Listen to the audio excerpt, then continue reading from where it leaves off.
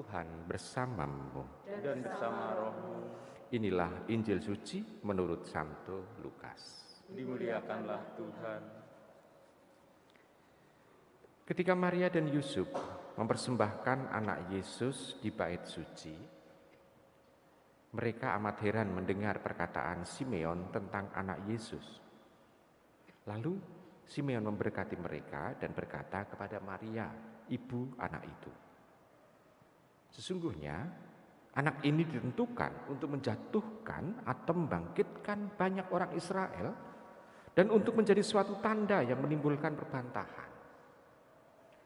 Dan suatu pedang akan menembus jiwamu sendiri supaya menjadi nyata pikiran hati banyak orang. Demikianlah sabda Tuhan. Terpujilah Kristus. Ibu, Bapak, saudara-saudara yang terkasih dalam Yesus Tuhan, perjumpaan dengan Simeon, selain Simeon merasa bahagia karena saatnya dia itu kembali kepada Allah sudah tiba. Kenapa? Karena dia bisa melihat, bisa gendong sang penyelamat dunia. Ini yang dirasakan oleh Simeon. Tetapi pada waktu Simeon berbicara tentang Bunda Maria, justru dia melihat bahwa Bunda Maria akan mengalami penderitaan. Sebuah pedang akan menembus jiwamu sendiri.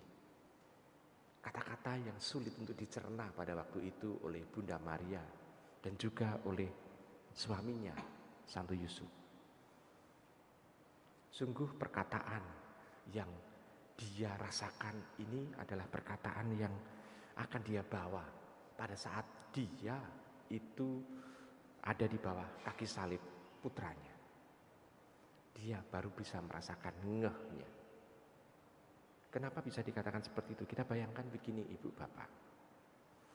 Dia hanya mempunyai anak satu, yaitu Yesus. Dan satu-satunya anak itu harus mengalami kematian di usia yang muda. Bukan karena kesalahannya, tetapi karena memang pertama rencana Tuhan. Yang kedua, karena dia malah mengalami seolah-olah hukuman salib.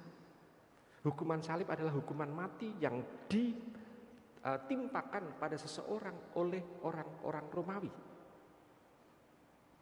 Dan hukuman mati melalui salib itu hanya bisa dikenakan kepada orang yang bukan warga negara Romawi.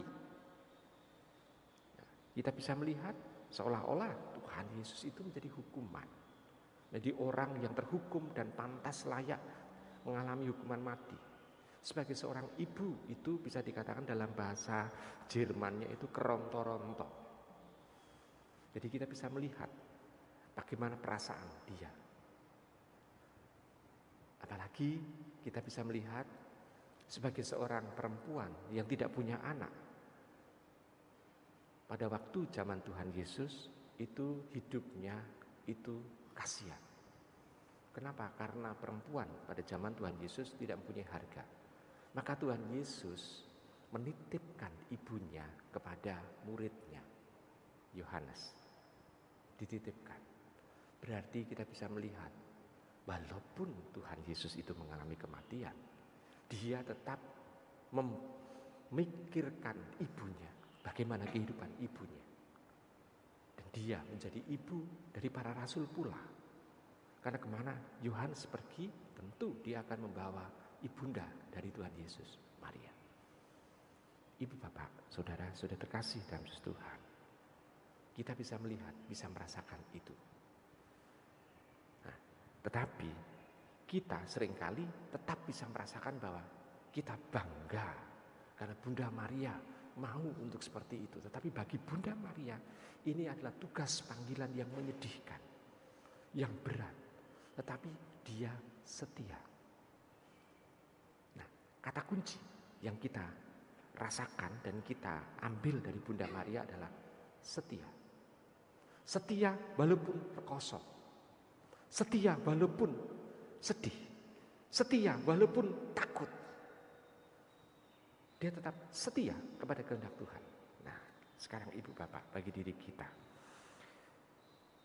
Kita sekarang juga merasakan di mana gereja sedang bersedih sebetulnya. Kenapa?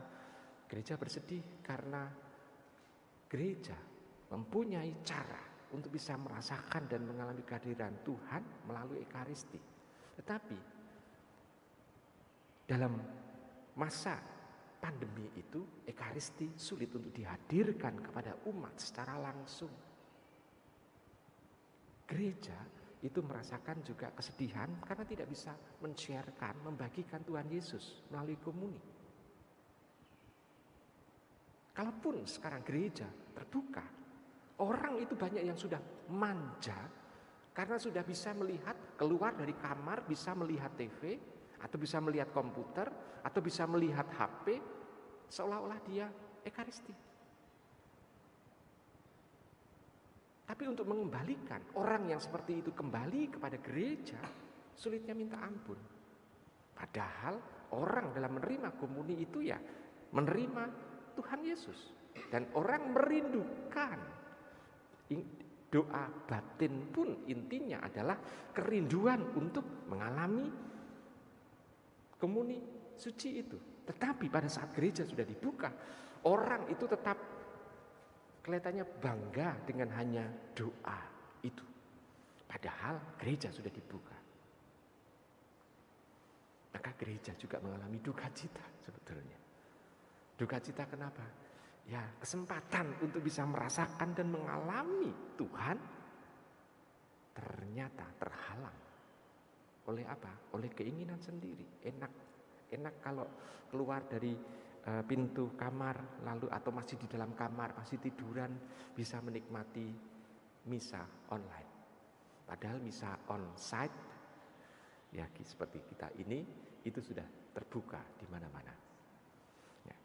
Ibu bapak, saudara terkasih, selain itu juga kita juga bisa melihat kesedihan-kesedihan dari penderitaan Bunda Maria sebagai gambaran gereja, tipologi gereja awal itu sungguh-sungguh seolah-olah terulang lagi. Kita juga bisa melihat kehidupan kita, penderitaan demi penderitaan dialami oleh orang-orang Kristiani di tempat-tempat di mana orang-orang Kristiani itu menjadi minoritas dalam jumlah. Banyak orang merasakan dan mengalami penderitaan. Tetapi kita bisa melihat banyak juga ditemukan orang-orang yang setia. Tetapi tetap saja ada orang yang karena mencari selamat di dunia, dia memilih meninggalkan Tuhan Yesus. Ibu bapak, saudara terkasih dalam Tuhan, itu juga penderitaan yang lain dialami oleh gereja zaman sekarang.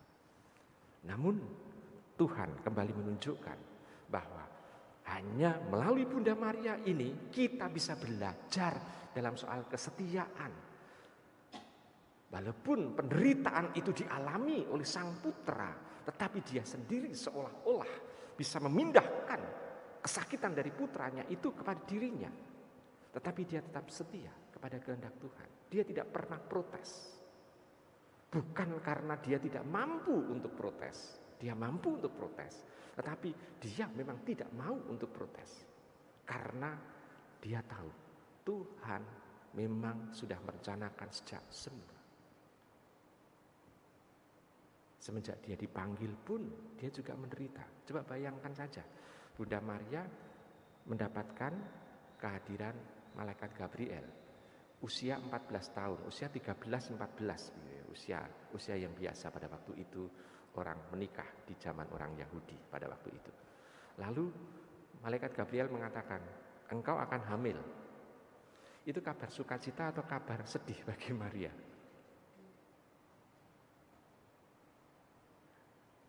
Lalu dia dijodohkan dengan Yusuf. Yusuf itu bukan orang yang seusia dengannya, tetapi dalam tradisi dipercayai dia seorang duda yang mungkin juga sudah ditinggal mati istrinya dan anaknya sudah gede-gede, dijodohkan dengan dia. Satu warta gembira atau enggak bagi Maria? Waktu dia melahirkan, bukan di tempat rumah, Tetapi di kandang hewan, bekas kandang hewan, bagi seorang ibu yang melahirkan menyenangkan enggak? Padahal pada saat hamil besar dia harus mengalami perjalanan dari Nazaret menuju Yerusalem, menuju Bethlehem. Pada waktu sudah melahirkan Yesus, dia harus mengungsi ke Mesir. Menyenangkan enggak? Nah, pendek kata seolah-olah seluruh kehidupan Bunda Maria seolah-olah adalah panggilan untuk sedih.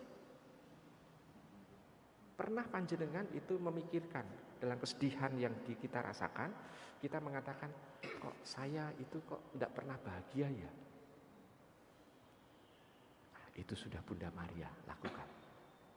Maka bagi diri kita tidak ada alasan untuk meninggalkan Tuhan yang setia itu kepada kita, karena hidup kita tidak pertama-tama adalah untuk bahagia di dunia, tetapi untuk bersatu dengan Dia dalam keabadian.